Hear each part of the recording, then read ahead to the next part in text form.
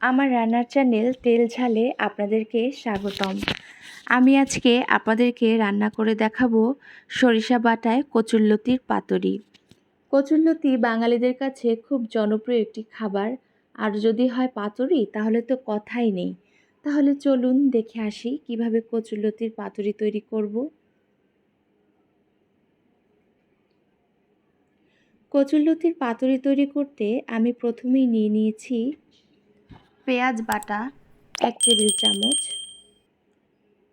দিয়ে দিলাম রসুন বাটা 1 টেবিল চামচ, আদা বাটা 1 চা চামচ, সরিষা এবং জিরা আমি একসাথে বেটে নিয়েছি 1 টেবিল চামচ, মরিচের গুঁড়া 1 টেবিল চামচ,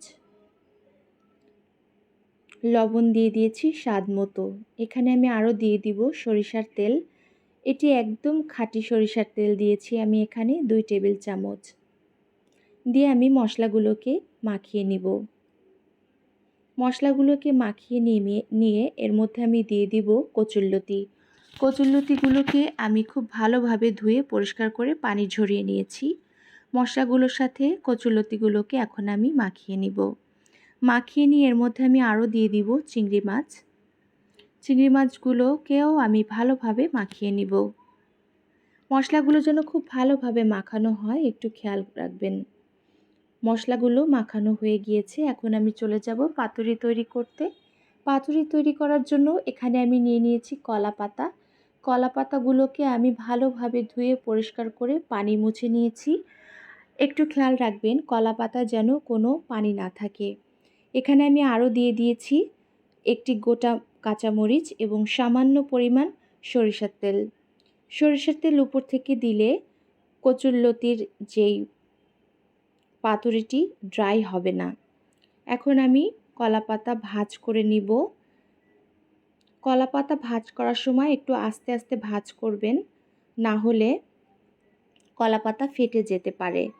এখানে আমি কলাপাতা থেকে আঁশ বের করে নিয়েছি, এটি দিয়ে আমি বেঁধে নিব।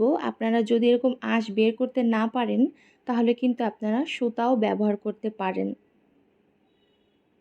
কাজটি কিন্তু খুব আলতোভাবে করতে হবে, না হলে কলাপাতা ছিঁড়ে গেলে পাতুরি ভালো হবে না। আমি আরও একটি দেখিয়ে দিচ্ছি। আপনারা ইতিমধ্যে যারা আমার চ্যানেল সাবস্ক্রাইব করে ফেলেছেন তাদেরকে অনেক অনেক ধন্যবাদ। আমার রান্না যদি আপনাদের একটু ভালো লেগে থাকে একটি লাইক, কমেন্ট এবং শেয়ার করবেন। আমার পাতুরি এখানে তৈরি করা শেষ। এখন আমি পাতুরিগুলোকে ভাপে রান্না করব।